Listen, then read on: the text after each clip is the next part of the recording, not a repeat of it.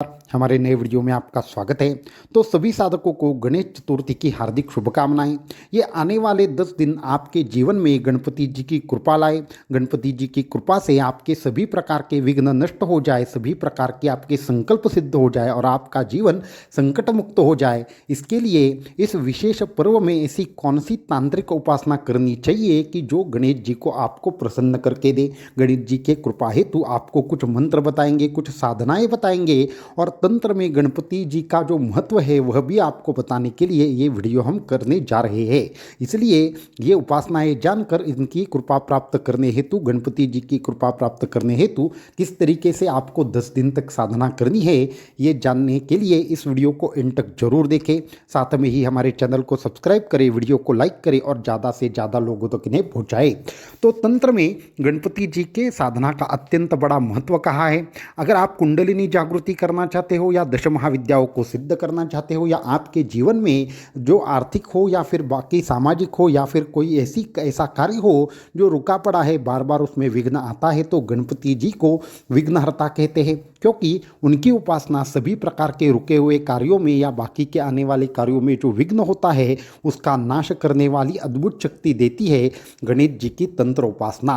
गणेश जी की तंत्र उपासना तो इतनी प्रखर है कि अगर वो ठीक से की जाए तो एक या 2 हफ्ते में ही आपको उसका परिणाम दिखना शुरू होता है।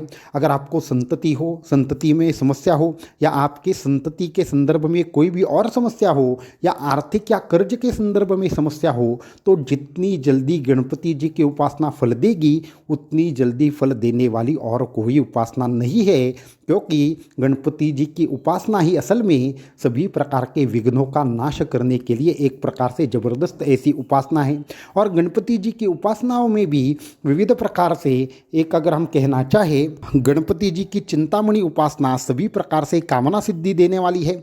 गणपति जी की एक विशेष और रूप की उपासना की जाती है जिसे कार्य सिद्धि उपासना कहते हैं या कार्य सिद्धि गणपति उपासना कहते हैं। वो करने से सभी प्रकार के कार्य संकल्प सिद्ध हो जाते हैं।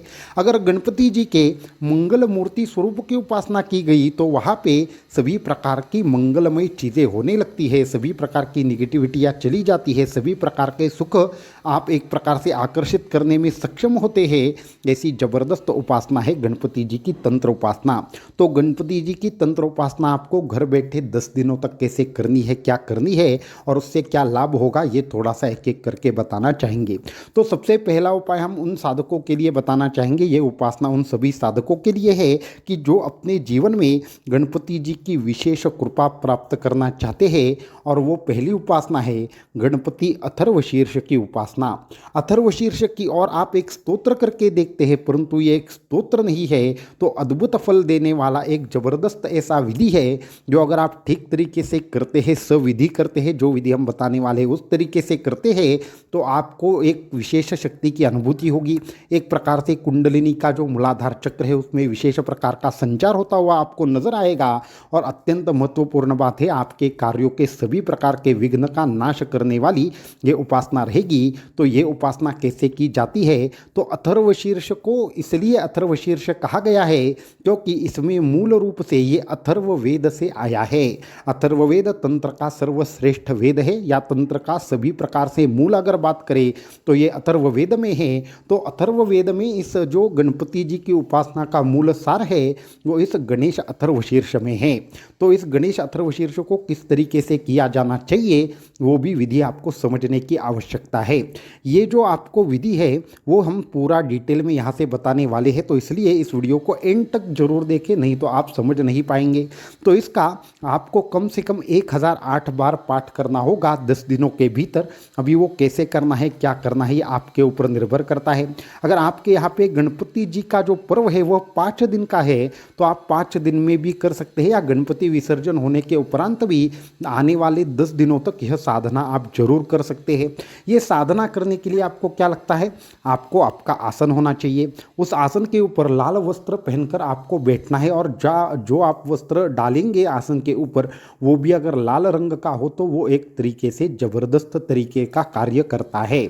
इसका जो दिशा रहेगी, जो साधना में बैठने की, वह पूर्व दिशा रहेगी। और सबसे महत्वपूर्ण बात यह है कि इसमें संकल्प को अत्यंत ज़्यादा महत्व है। तो आप इस तरीके से अगर बैठेंगे और संकल्प करेंगे साधना का, और लाल वस्त्र अगर आपने पहने हो, तो ये उपासना और भी ज़्यादा तीव्र फल देने वाली होती है।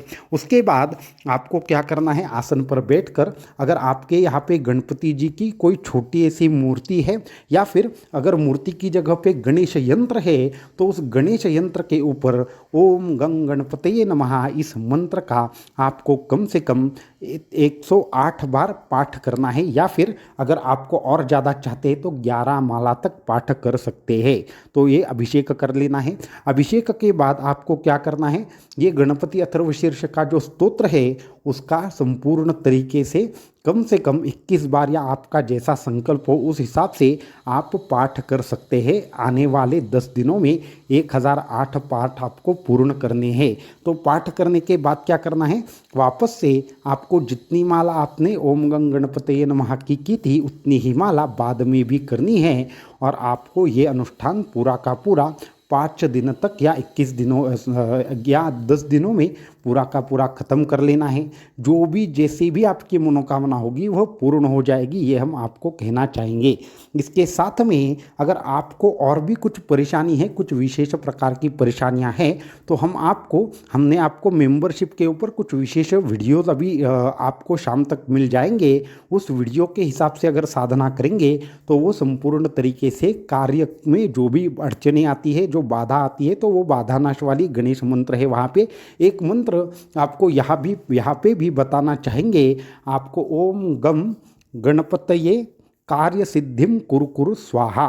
ओम गं गणपतये कार्य सिद्धिम कुरु कुरु स्वाहा, ये एक ज़बरदस्त मंत्र है। उस मंत्र का जो विधान है वो हमने मेंबरशिप के ऊपर डाला है। ये जो उपासना है वो इस अथर्वशीर्ष के उपासना के साथ आप कर सकते हैं, जिससे आपको एक ज़बरदस्त तरीके की कार्य सिद्धि प्राप्त होगी। कार्य में जो भी रुकावटें आती है वो सभी प्रकार से नष्ट होगी। इसको छोड़कर आपको और एक आप विशेष प्रकार की उपासना कर सकते हैं। इस उपासना करने के लिए आपको क्या लगेगा, आपको एक विशेष प्रकार से हवन करना होगा। वो हवन कैसा रहेगा वो भी हम आपको बताना चाहेंगे।